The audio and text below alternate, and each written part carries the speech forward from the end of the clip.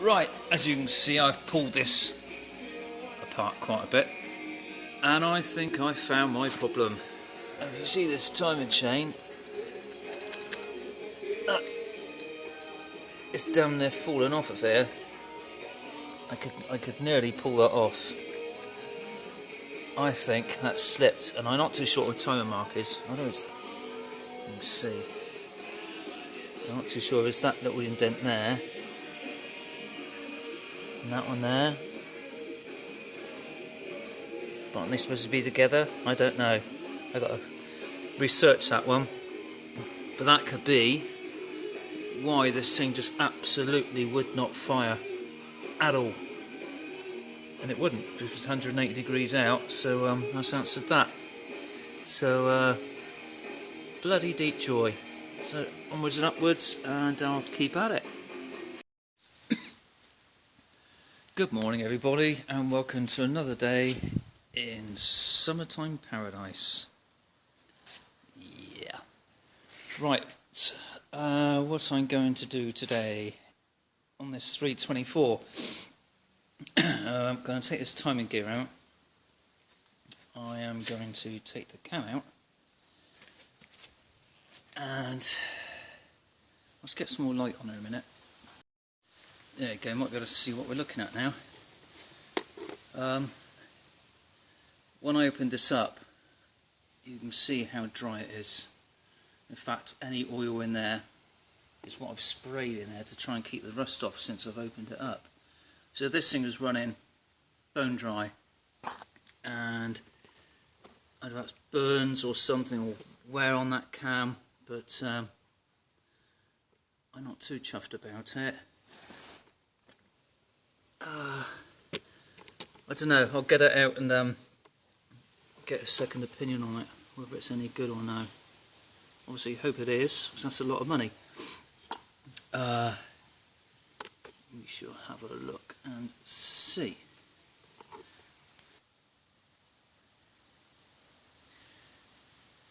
One thing I did find interesting is I looked through, well, I downloaded the workshop manual for 56, and it says about these base 88s only having the Hydra-Matic and not a Jetaway, but this is a Jetaway.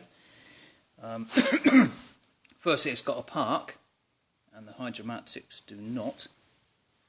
And to confirm the numbers, down here on this tag, it starts 56. And the Jetaway start 56, obviously for the year in that, but if it's a Hydro, it wouldn't. I think it's V1, or certainly with a V. So, Jetaway. And it must have been an option, perhaps. Right, things to do today. I'm going to try and get on and clean this mess up in here. So you can see that again. But I started doing a bit of a clean up, clean all the years of crap. I think this front end of this car was buried in a ditch. It must have been, because it's like an inch thick of mud. So my lovely Californian import, I don't know if California is known for its water and mud filled ditches, but I think this was buried in one of them.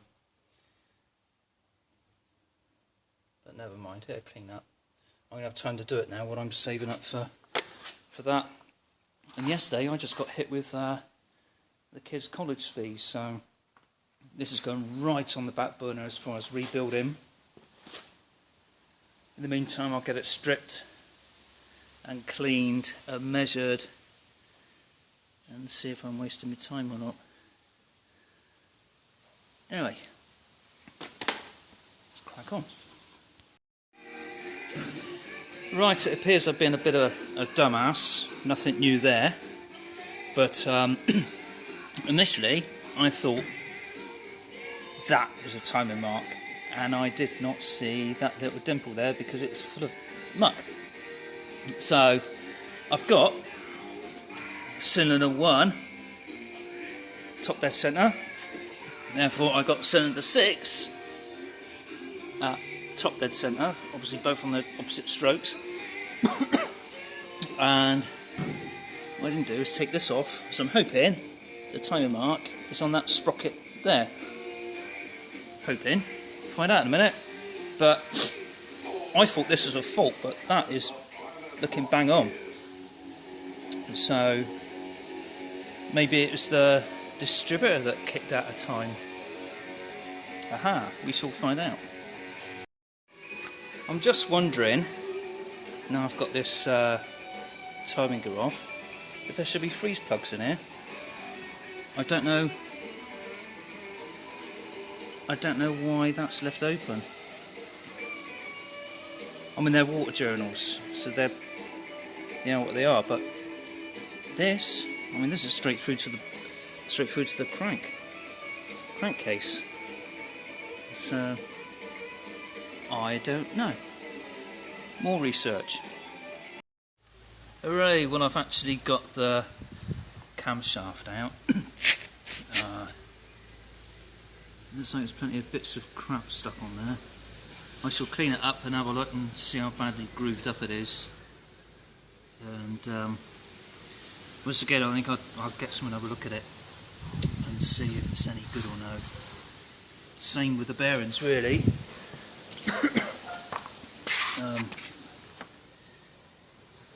Let's see, can you? Got to get someone to have a peep and see what they think. But to get them out, what I've done was I just used one of the 3 bolts off the eccentric, put them in there, and I had enough pull, or with a hammer actually, managed to pull it out without too much grief.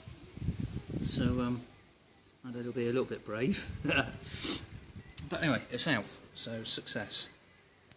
Good morning once again.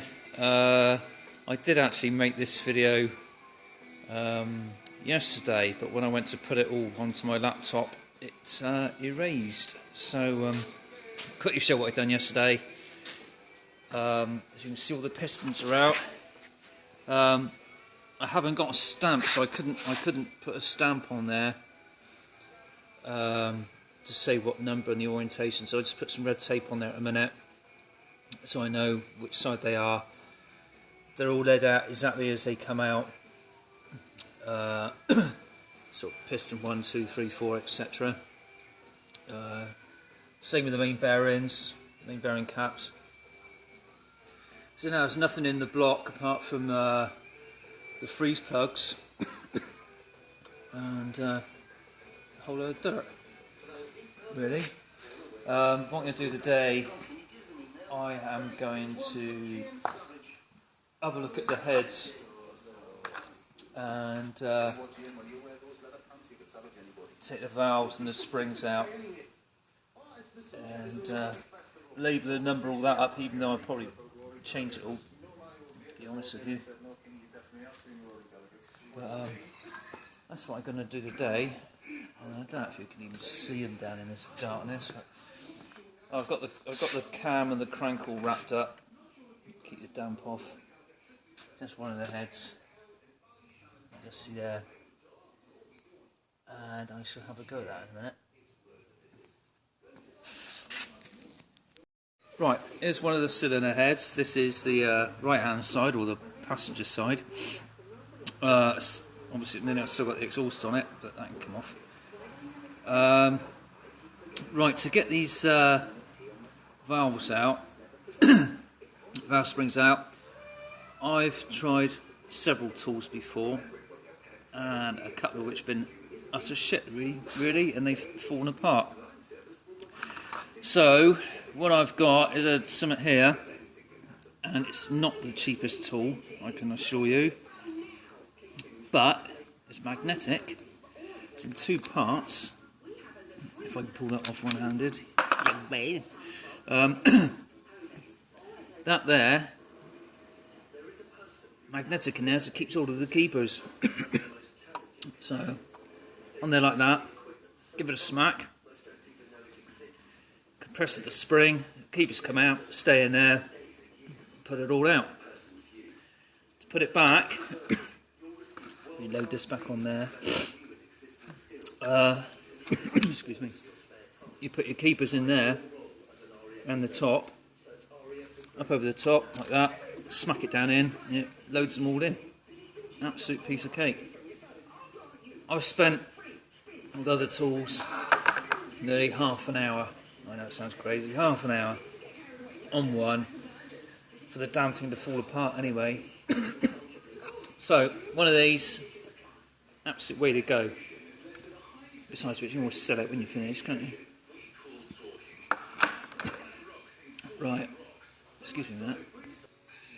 Right, what you do need to do before you go do things like that, lift this up and pack a rag in or something like that up underneath the valve so you don't go losing the valve. So it just catches it and away you go. And then we'll have a pop. I turn this over and show you, but I can't do that one-handed. I don't think. Yeah, I can. Yeah, I can. See, so it's a bit crappy.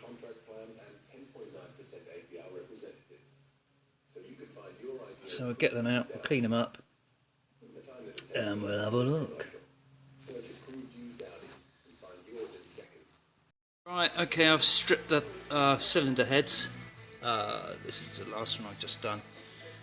That's all my valves and springs, all as they come out and all numbered up. Even though, let's face it, I'm probably going to be changing them, but you know, keep them like that anyway. Head bolts.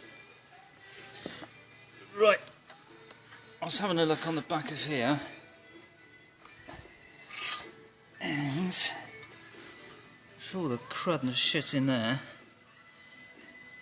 you could have plenty of room for some honing on there to get rid of these sharp angles.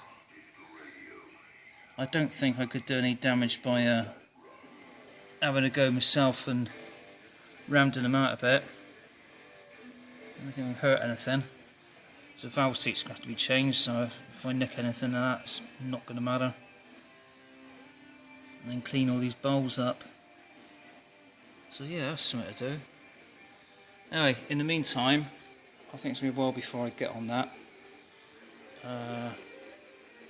Adios, and look us up for the second part of this. I'm going to have to call this the reluctant rebuild, because I never wanted to do this.